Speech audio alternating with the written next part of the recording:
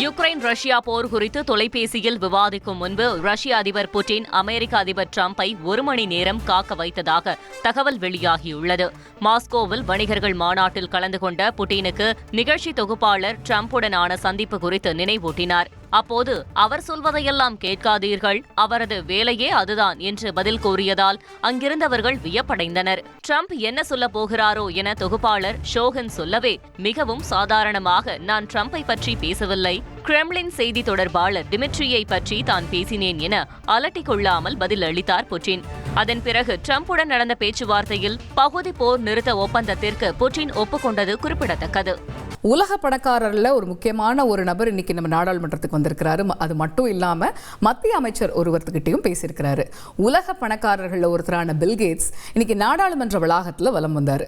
வளர்ச்சி, சுகாதாரத்துறை, அதே மாதிரியே AI இது தொடர்பா மத்திய அமைச்சர் JP நட்டாவையும் ஆந்திர முதல்வர் சந்திரபாபு நாயுடுவையும் அவர் சந்திச்சு பேசினாரு. அந்த காட்சிகளையும் பார்த்துடலாம்.